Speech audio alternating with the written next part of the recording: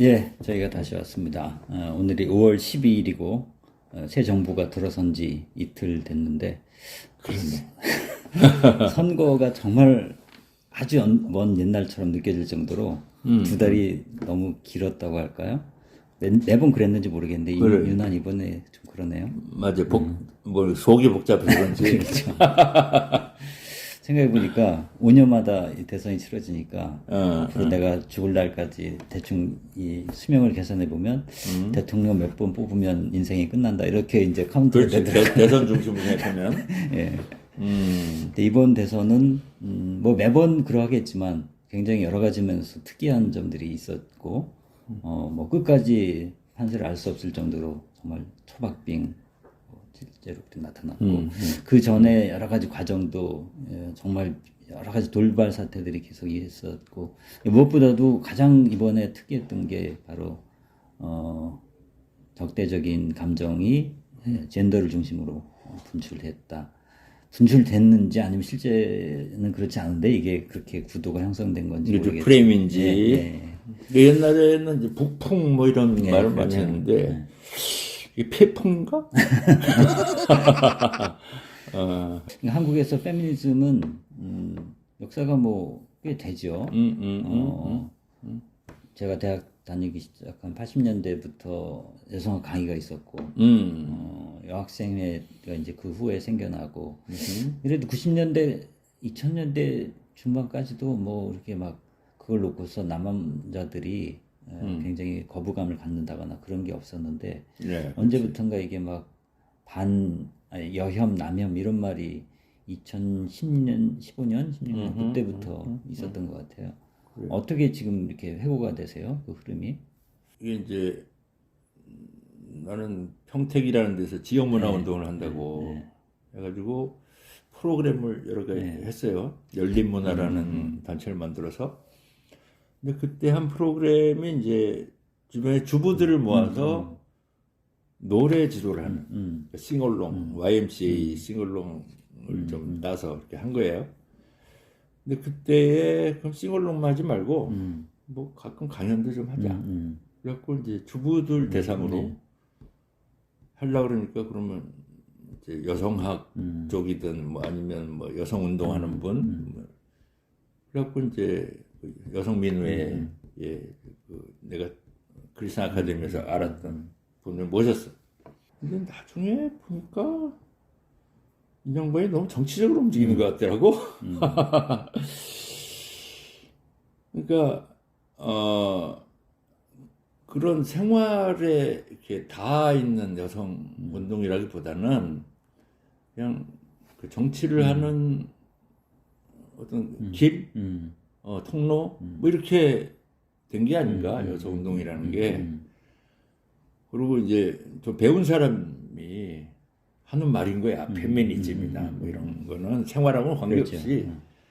이제 좀 그렇게 느껴진 게 있었고, 근데 한편은 나는 또 이렇게 모성 이런 개념은 좀 다른 거더라고요. 그래서 이제 내가 김지아 씨의 생명운동 뭐 이런 거에 관심이 있었는데 거기서는 이제 모성을 주로 얘기를 했어요. 그 마고 할매부터 쭉 얘기해가지고 모성적인 문화가 필요하다라는 생각은 내가 절실했어. 그래서 우리 사회가 너무 부성적이고 아버지의 눈에서 평가하고 그런 걸 요구하고 능력을 이런 사회에는 이제 더 이상 우리가 산업사회를 지나면서 다양성이 필요하고 좀 포용적이고 이런 사회가 돼야 되는데 이건 남자들이 못하지 않냐 라고 생각했는데 여성운동이 그런 거 좀 관계가 없는 것 같더라고요. 따뜻하고 뭐 이런 게 아니야. 어떤 그 이제 도덕적으로 이거 여성 차별 이런 거에 걸리면은 가만 안 두겠어 뭐 이런 분위기잖아요. 그럼 이거 조심해야 되는 거구나. 뭔가 이렇게 좀 지뢰 같은 게 있어갖고 이거 밟으면 안 되는 그런 느낌으로 다가왔어요. 그러니까 나는 사실 지지하는데 여성들이 훨씬 더 역할을 많이 해야 되고 우리 사회에 문화를 바꿔줘야 된다. 라고 하는데 이걸 지지하기도 어렵고 이건 철회할 건 아니고 이런 애매한 상황이었는데 이거 갑자기 젊은 사람들 사이에서 문제가 되면서 이제 낯설어진 거예요. 이 대립 자체가 그렇죠. 너무 낯설더라고. 그러니까 저도 돌아보면은 80년대까지만 하더라도 여성운동 쪽에서 모성 얘기도 했어요. 그리고 어떤 돌봄이라든지 그런 가치 속에서 정말 뭐 자궁 얘기도 하면서 그렇지. 여성성이 긍정적으로 적극적으로 평가되고 문명의 전환에 중요한 토대가 되는 걸로. 그런데 어느 시점부터는 그건 여성을 너무 이렇게 어떤 어머니라는 이미지, 현모양처 이런 것에 대한 거부감이 워낙 많은데 그런 비슷한 식으로 여겨지는 그런 흐름으로 가다가 말씀하신 대로 영 페미니스트라고 하는 그 흐름이 이제 2010년대 이후에 쭉 나오면서 정치적 올바름이라고 하죠. PC라고 하는. 그래. 그러니까 계속 자기 검열을 할 수밖에 없고 저도 몇 번 그렇게 강의하다가 공격을 당한 적이 있거든요. 그러니까 물론 뭐 그걸 그렇게 비판을 할 수도 있는데 또 전혀 다르게 볼 수 있는데 그걸 막 이제 딱 규정하고 문제 제기하는 건 좋은데 규정을 하고 당신은 틀렸어라고 심판을 해버리면 더 이상 대화가 안 되잖아요. 그러니까 나는 이제 신학을 한 그 입장이나 관점에서 이거 율법주의다 이렇게 봤거든. 나는 그 환경운동도 그렇게 봤어요. 그렇죠, 환경운동도. 뭐 조금만 뭐 하면 당신은 낭비하고 뭐 재활용을 안 하고 이런 율법적인 거 가지고 새로운 문화를 탄생시키기 어려운 거 아니냐. 그런데 이제 여성운동도 그런 측면이 있었죠.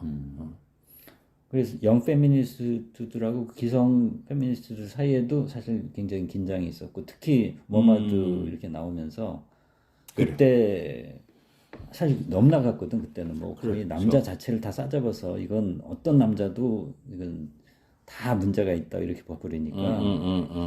근데 거기에 대해서 기성 그 페미니스트들이 한마디 해야 되는데 하지도 못하고 이러면서 이제 확 굳어진 것 같았어요. 그러니까 이게 어떤 그 파시즘 같은 느낌이 들었고, 그러니까 이제 유럽 이런 데서 이민자들에 대한 혹은 난민들에 대한 이제 그런 아주 우파적인 그 극우적인 이제 행태들을 보이잖아요.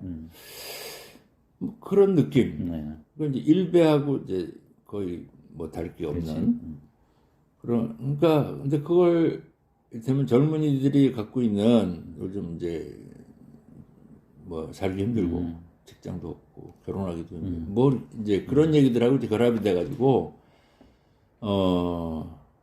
그렇게 읽을 수 있겠네 라는 데까지는 가지만 그거가 그 자기들의 표현이라기보다는 어떤 우리 사회의 그 권력의 그 흐름 속에 이용당하고 마치 이게 무슨 그 존재하지 않는 어떤 것들에 대해서 너무 크게 확대되고 막 이렇게 그렇게 보이게 하는 이런 현상들이 된 게 아닌가. 결정적인 사건이 또 이제 강남역 살인 사건이었고 그 이후에 해화역 시위, 해화동 시위 뭐 그렇게 쭉 이어졌는데 지금까지만 얘기한 걸 놓고 보면 마치 우리가 완전히 또 페미니즘 자체를 다 문제 삼는 것처럼 보일지 모르지만 이제 우리가 얘기될 건 그런 흐름 속에서 이 보수적인 정치 세력이 이 구도를 더 이렇게 대립구도로 몰아갔던 그런 거 아닌가요? 그러니까 이제 이게 뭐야 옛날에는 그 반공 그 메카시즘 있었잖아요. 그러니까 이건 참 이용해 먹기 좋은 거거든. 그래서 색깔론이라 이렇게 했는데 정치 안 통하기 시작했어요. 우리 사회에서. 왜냐면 우리 북한에서 왔다 갔다 하고 정상회담도 그래서 보니까 아니거든. 저쪽에도 사람이 있고 말도 통하고 뭔가 이렇게 협상의 차원이지 이게 무슨 힘으로 누르고 그럴 차원이 아닌 거야. 근데 이게 그 정적을 제거하려면 적이 필요한 거예요. 적이. 그렇지. 그래서 이제 적으로 만든 거죠. 페미니즘을. 그 전에 동성애가 먼저 있었죠. 아, 그럼 뭐 그렇죠, 그렇죠, 그렇죠. 그러니까 반공으로 안 먹히니까 2010년대쯤 들어왔을 때 그때 박원순 실장 들어오고 그때였어요. 이렇게 보수 기독교 개신교 쪽에서 그러니까 이게 이제 개신교를 이용한 거지 그때는. 그래서 이 개신교라고 하는 거에 대한 것도 따로 좀 얘기를 해야 되는데 우리가 개신교가 갖고 있는 그런 이제 예민한 신경증적인 부분을 또 정치가들이 놓치질 않는 거죠. 그래서 그거를 이제 이용하고 그러면서 종교가 너무 세속화되는 과정에서 이 세상에 욕망하고 이제 결탁하고 하면서 만들어낸 싸움인데 그러니까 이번에는 그러한 것이 아니라 먹고 사는 문제 가지고 이거를 동원했어요. 이 이대남들을. 이 이대남들을 동원하니까 역시 이대녀가 등장하는 거죠. 그렇죠. 당연히. 나는 이거 묘하게 긍정적이라고 보는 거죠. 그러니까 이대녀들 정치에 관심이 없었어요. 몰라, 어쨌든 무슨 아이돌이나 뭐 그런 팬덤 문화는 있었을지 모르지만 정치에는 별로 관심이 없었는데 이게 불러낸 거죠. 그래서 난 감사하게 생각해요.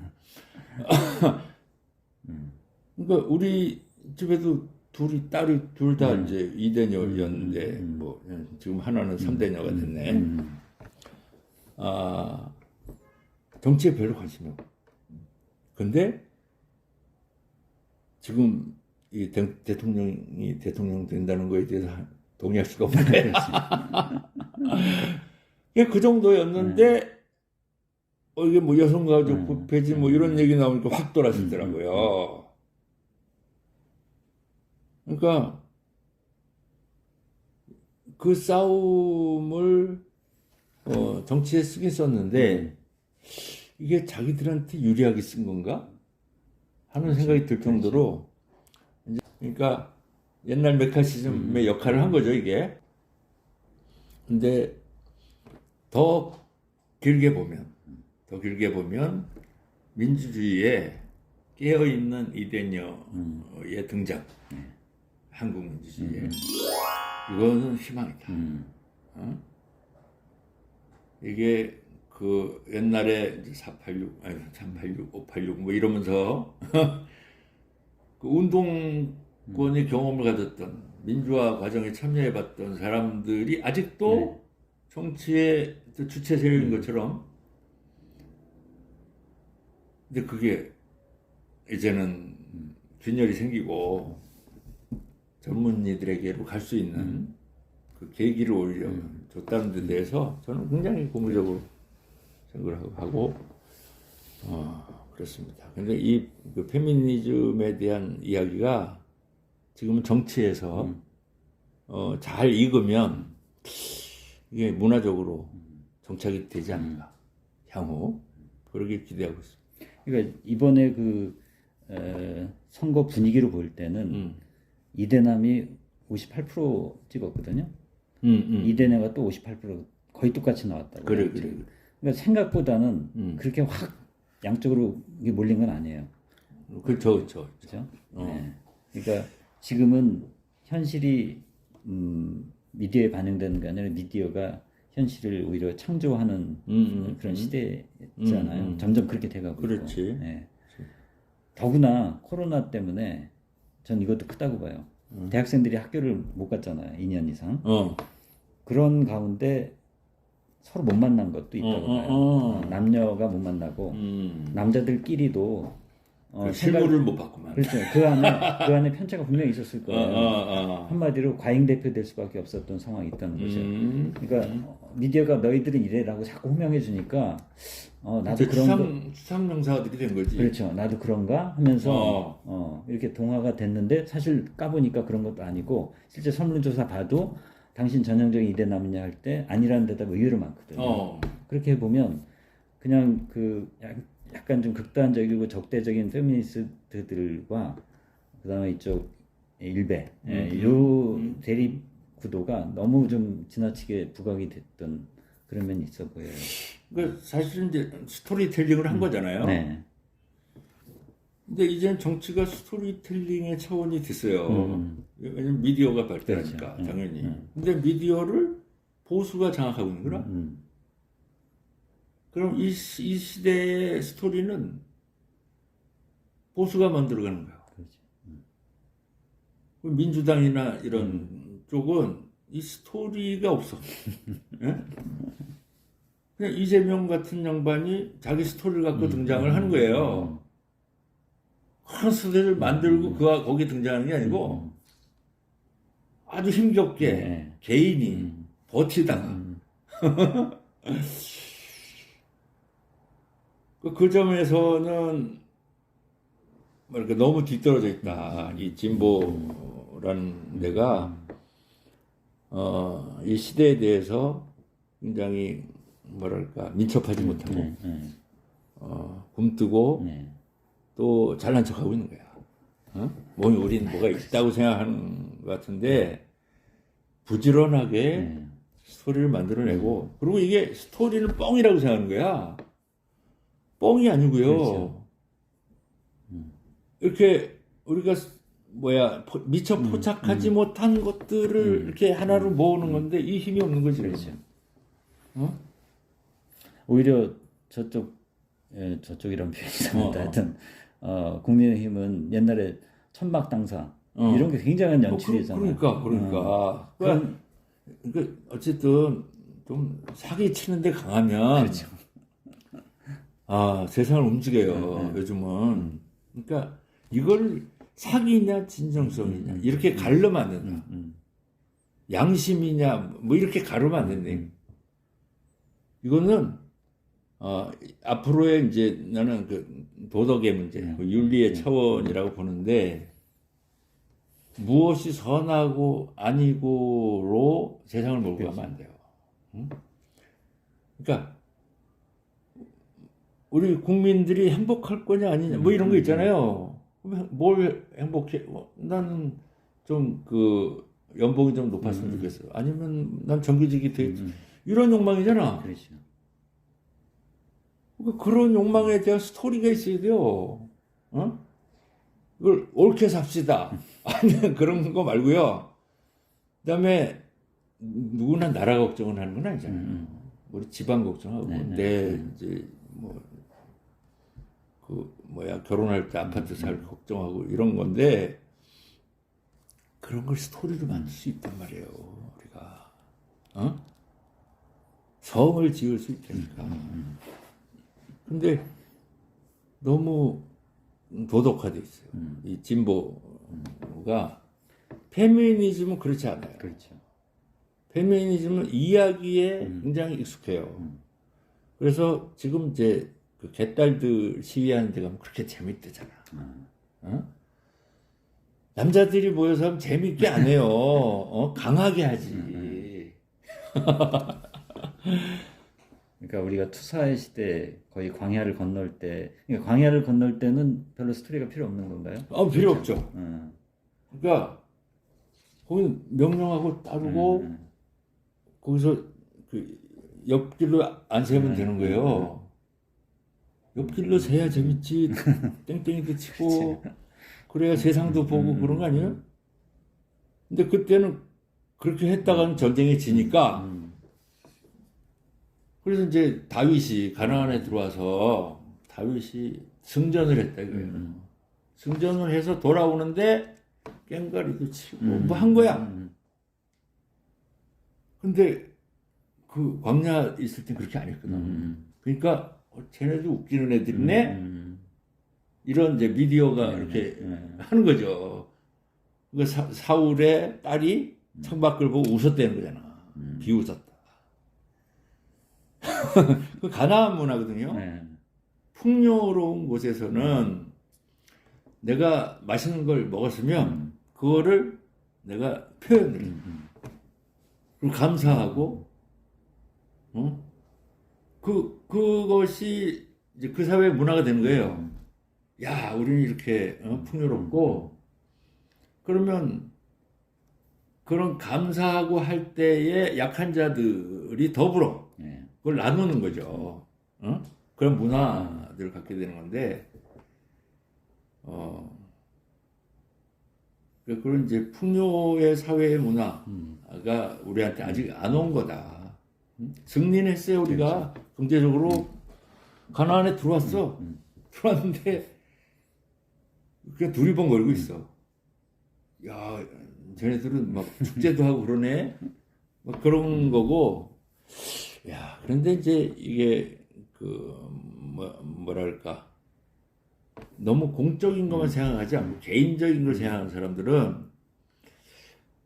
그런 탐욕이 좀 있어요.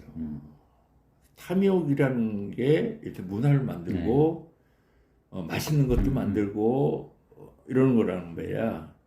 근데 그런 그 동네 가지 사람들이 먹을 게 있잖아. 그렇죠. 어떤 동네 같은 굉장히 막 반드시 옷 잘 터져 있고 서로 인사하고 그런 거 잘하는 동네에 가면 얼마나 불편하겠어요. 진보, 보수 뭐 이런 개념을 떠나서 이제는 지금의 삶의 자리에 맞는 삶의 스타일을 가져야 된다. 그래서 더 매력적인 삶의 스타일을 가져야 이기는 것이죠. 착해야 이기는 게 아니라. 근데 이제는 여성적인 게 필요해요.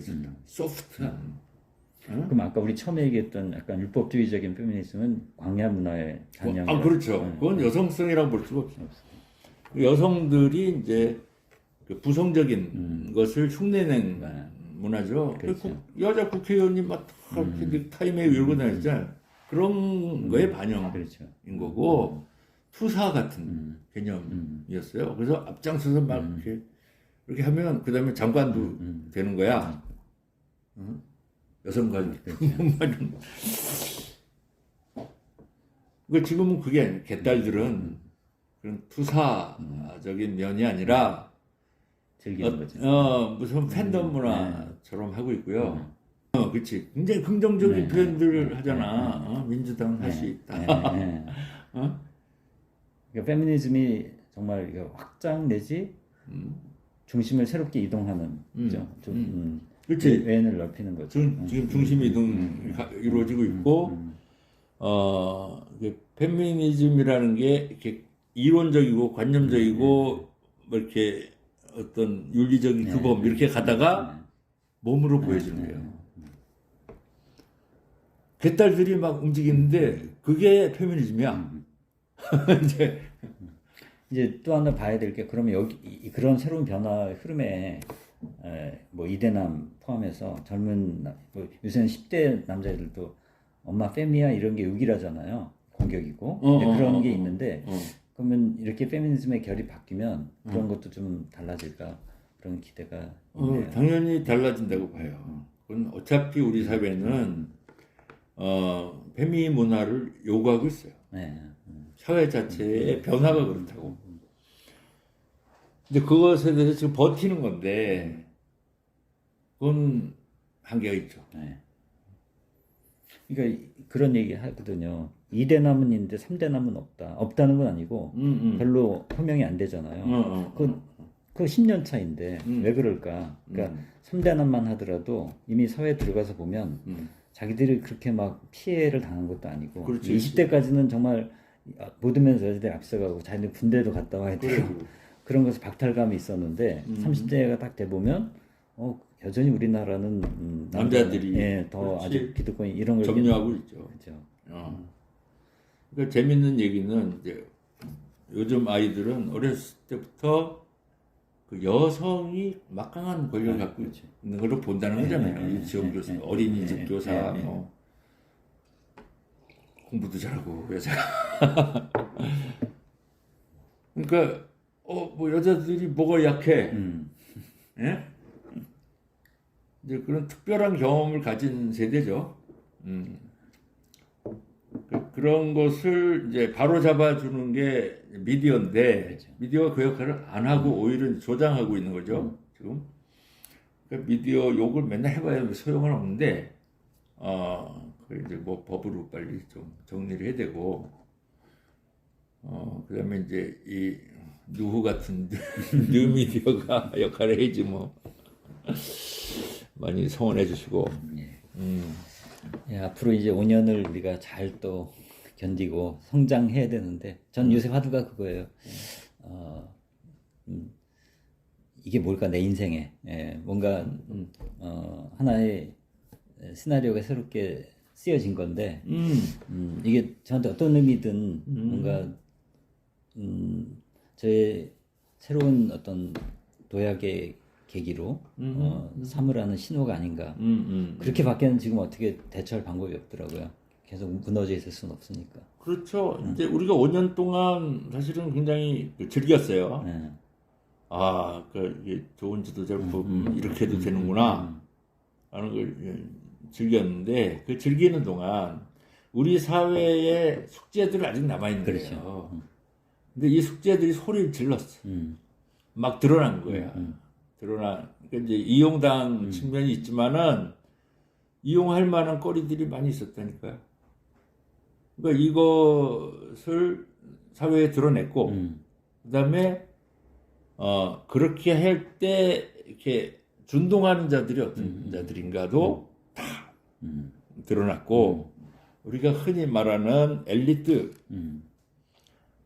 얼마나 비어있고, 무능력한지도 확인이 된 거예요. 앞으로 5년 동안 뭐 수없이 확인을 하겠지만, 그런 과정이 여태까지 없었으니까, 그런 걸 이제 해야죠, 이번에.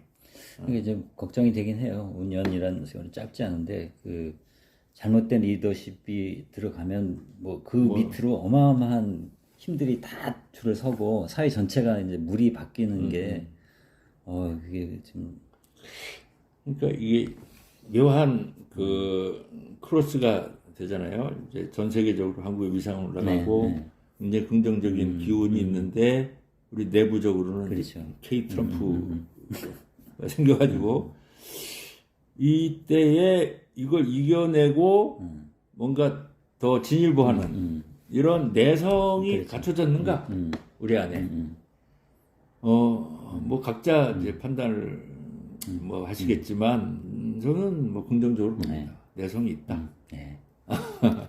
우리 앞에서 얘기했던 그 아까 빠찡코의 첫 문장을 다시 화두로 떠올리게 되네요. 그러네. 역사가 망쳤지만 상관없다. 상관없다. 네. 계속 그 마음으로 좀 꿋꿋하게 나가도록 하죠. 그래요. 네. 고맙습니다. 네. 맛있는 거 좀 많이 드시고.